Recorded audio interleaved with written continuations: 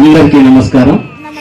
తాద్రి సంస్థానం బ్రహ్మాండే నాస్తికించన వెంకటేశ సమోదేవో నభూతో న భవిష్యతి. ఓం నమో వెంకటేశాయ. అందరికీ ఈరోజు మీ పాఠశాలలో మెగా పేటిఎంకి విచ్చేసిన ప్రతి ఒక్కరికి పేరు పేరున మనస్ఫూర్తిగా ధన్యవాదాలు.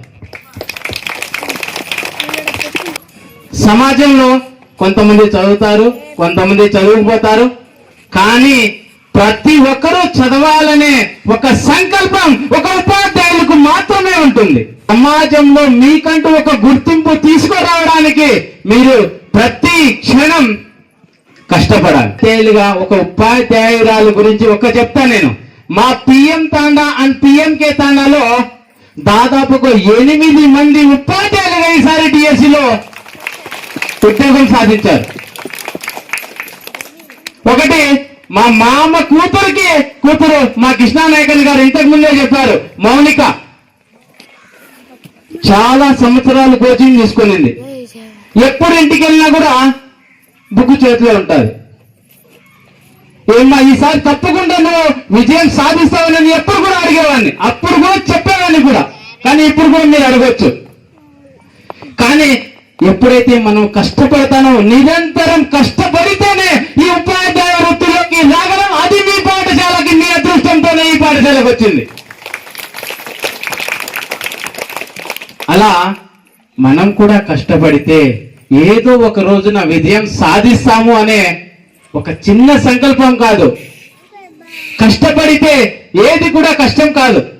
ఆ కష్టాన్ని కూడా తన రాత్రనక పగలనక కష్టపడి ఈరోజు ఉద్యోగం సాధించి కలకాలం వారి కుటుంబానికి తోడుగా నీడుగా ఉంటుంది. ఆ విధంగా మీరందరూ చదువుకోవాలి. భవిష్యత్ భావితరానికి మనం కంటూ ఒక గుర్తింపు తీసుకురావాలంటే ఒక తల్లిదండ్రులకి, ఒక ఉపాధ్యాయులకి, సమాజానికి, వీటన్నిటికీ మనం ఎప్పుడైతే తల వంచుతామో అప్పుడే మనం అనుకునేది సాధిస్తాము అనేసి ఈ సభాముఖంగా మీకు అందరికీ తెలియజేస్తున్నాం. ఆ విధంగా మనం అందరం చదువుకోవాలి.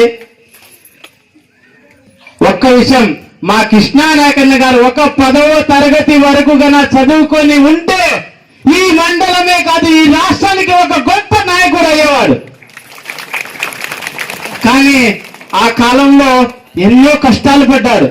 కానీ ఆయన కూడా చదువు తక్కువే ఉండొచ్చు, కానీ తెలివిలో మనకందరికంటే ఎక్కువే. మళ్ళా ఆ విధంగా ప్రతి ఒక్కరు మనకు చదువుకోవాలి. ఇప్పుడున్న జనరేషన్ లో, ఆనాటి కాలంలో డాక్టర్ బిఆర్ అంబేద్కర్ గారు మన పాఠశాలకు వెళ్తే బయటే కూర్చోబెట్టారు. తెలుసమ్మా, బయటే కూర్చోబెట్టారు. లోపల వేరే వాళ్ళని కూర్చోబెట్టే డాక్టర్ బిఆర్ అంబేద్కర్ లోపల కూర్చోబెట్టలేదు. ఆ విధంగా ఆయన బయట ఉన్నా కూడా ఆయన ఈరోజు రాజ్యాంగం రాసి భారతదేశానికే ఒక రాజ్యాంగం రాసినటువంటి మహానుభావుడు మన డాక్టర్ బిఆర్ అంబేద్కర్ గారు. అలాంటి వారిని మనం ఒకసారి జ్ఞాపకం తీసుకుంటూ ఆలోచన వారి అడుగు జాడల్లో నడవాల్సిన అవసరం, బాధ్యత మనకందరికీ ఉందని ఈరోజు మన విద్యాశాఖ మంత్రి వర్యులు మొన్ననే సార్ చెప్పారు. మాకు అసెంబ్లీ పెట్టారు. అసెంబ్లీలో చాలా చక్కగా మాట్లాడారు పిల్లలు. నారా చంద్రబాబు నాయుడు గారు ఏమన్నానంటే, ఇంత అద్భుతంగా మాట్లాడుతున్నారు అంటే మీకున్న తెలివితేటలు చాలా ఉన్నాయి. ఎప్పుడైతే మీరు అక్కడ ఉన్నప్పుడు మాట్లాడతారు, కానీ ఇక్కడికి వచ్చి మాట్లాడినప్పుడే మీ తెలివితేటలు బయటపడతాయి. అలాంటి వాటికి మీరందరూ కృషి చేయాలి. నెక్స్ట్ ఎప్పుడైనా రాబోయే రోజుల్లో మాకు అసెంబ్లీ పెట్టినప్పుడు బల్దార్ నుంచి ఒక విద్యార్థి మన విజయవాడ అసెంబ్లీలో ఉండాలి. ఆ విధంగా మీ ఉపాధ్యాయులు మిమ్మల్ని తయారు చేస్తారని, తయారు చేయగలరని, తయారు చేసి అసెంబ్లీకి పంపిస్తారని కూడా ఆ నమ్మకంతో చెప్తున్నాం మీకు. అదేవిధంగా మీరందరూ చక్కగా చదువుకోవాలి. మన విద్యాశాఖ మంత్రి నారా లోకేష్ గారు చక్కగా మీకందరికీ సంవత్సరానికి 2 సార్లు ఈ పేటిఎం మెగా సమావేశాలు ఏర్పాటు చేస్తూ చక్కటి భోజనం, చక్కటి యూనిఫామ్ అందరికీ ఇస్తూ చక్కటి పుస్తకాలు ఇస్తున్నాను. ప్రతి ఒక్కరూ చదువుకొని మంచి భవిష్యత్తుకు పునాది వేయాలని మనస్ఫూర్తిగా కోరుకుంటూ అందరికీ ధన్యవాదాలు.